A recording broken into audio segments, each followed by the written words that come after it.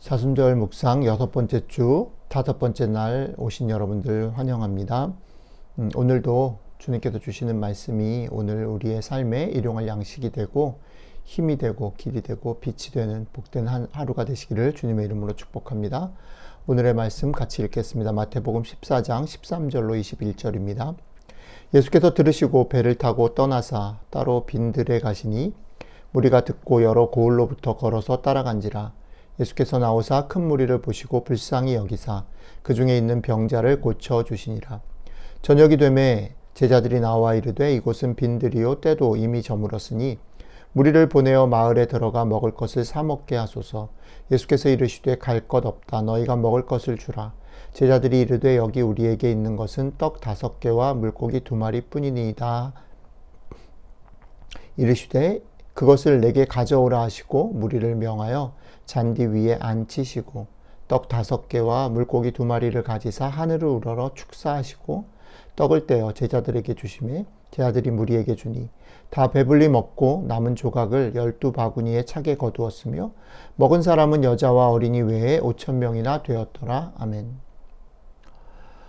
예수님으로부터 시작된 어떤 관계와 또 공동체 회복의 특성에 대해서 묵상을 이번 주에 하고 있는데요. 어저께는 환대에 대해서, 공감과 환대에 대해서 생각을 해보았고요. 오늘은 이어서 나눔에 대해서 같이 한번 생각해 보려고 합니다. 오늘 우리가 읽은 성경 말씀, 마태복음의 내용은 이런 거죠. 예수님을 따라서 말씀을 들으러 모인 사람들이 그런 들판에 있었는데 시간이 잘 이렇게 막 지나서 정신없이 시간이 지나서 저녁이 된 거죠. 결국 모인 무리들이 저녁 시간이 다 되었지만 먹을 것이 없었던 것이죠. 그래서 그것들이 같이 먹을 수 있는 그런 일들이 일어났다라는 겁니다. 그런데 이것은 다 같이 먹을 만한 것이 없었는데 5,000명이 넘는 사람들이 다 같이 먹고 배부르고 남았다라는 면에서 예수님의 그런 어떤 능력, 먹이실 수 있는 능력을 가지신 분이다라는 것을 보여주는 그런 기적의 사건 맞습니다. 상식적으로 일어날 수 없는 일이 일어났다라는 면에서 그것은 놀라운 기적이죠. 자, 그런데 오늘 말씀 속에서 잘 이제 천천히 한번 들여다보면 그 기적의 사건을 설명하는 그런 마태의 그런 특징들이 있다라는 겁니다.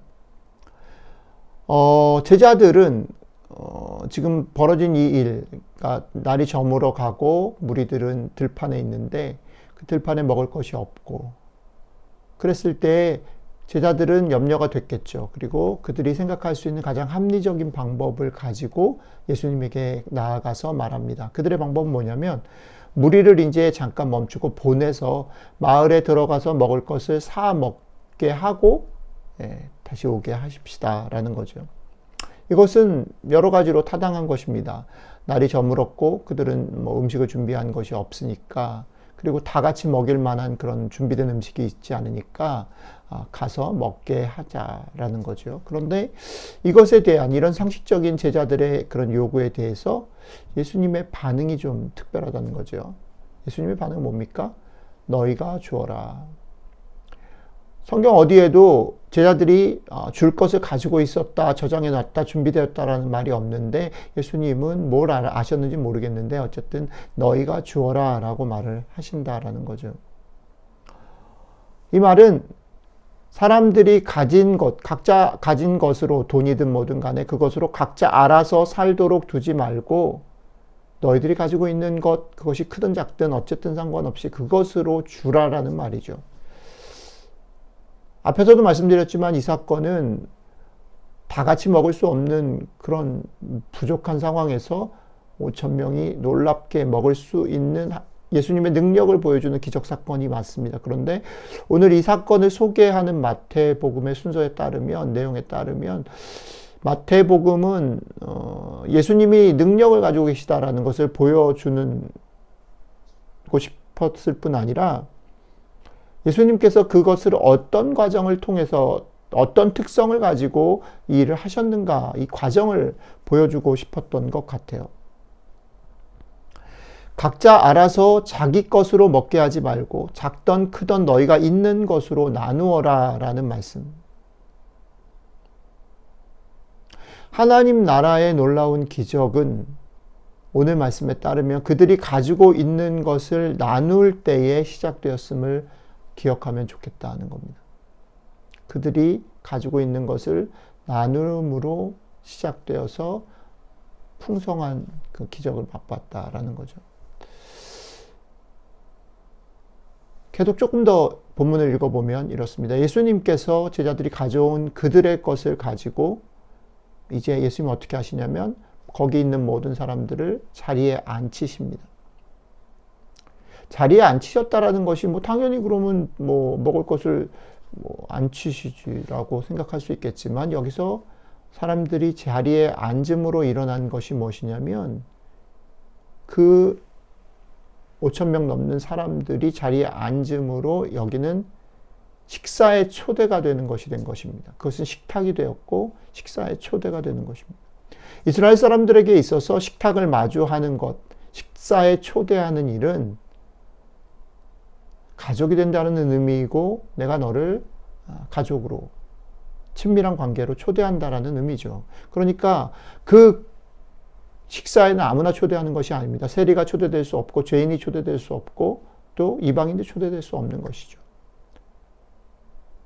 그래서 바리새인들은 항상 예수님이 세리와 이방인들과 같이 먹는 것들에 대해서 죄인들과 먹는 것들에 대해서 계속 클레임을 했던 거죠.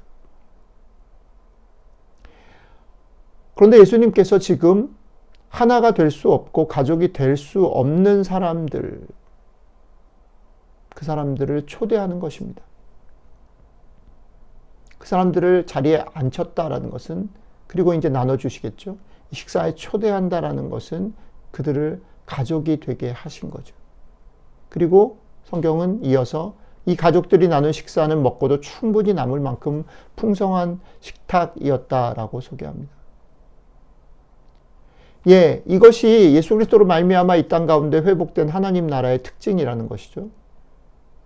하나님 나라라는 것은 각자 알아서 자기 살 길을 사는 것이 아니라 작던 크던 자기의 것을 나누게 될 때에 절대 가족이 될 수 없는 그런 존재들이 한 가족이 되는 그런 놀라운 일이 일어나고 그렇게 한 가족이 돼서 먹고 나누는 것은 예상을 뛰어넘어 풍성한 결과를 낳는다라는 것입니다. 오늘 말씀 속에서 우리에게 주시는 그런 하나님의 음성은 무엇일까요? 세상은 우리에게 너나 잘해. 나누기보다는 일단 네 것을 챙겨야 돼. 한눈 팔 시간이 없어. 나누고 돌아보는 일은 이미 일단 네가 가지고 난 다음에 생각해 보자. 세상은 우리에게 이렇게 말합니다. 그리고 우리 속에서도 이 말에 동의하고 그렇기 때문에 조심하고 경쟁하고 살게 하는 거지요. 우리 속에 그리고 내가 사는 세상 속에 이런 소리들은 엄청나게 많이 울려 퍼집니다. 그런데 이 울려 퍼지는 소리에 우리들의 눈과 귀와 마음을 빼앗겨서 우리는 바쁘게만 살고 경쟁하며 사는 거죠. 그런데 오늘 하나님께서는 이렇게 말씀하시는 겁니다. 이런 소리에 눈과 귀와 마음을 빼앗겨 바쁘게만 달려가지 말고 너에게 있는 작은 것이라도 나누고 돌아봤으면 좋겠다.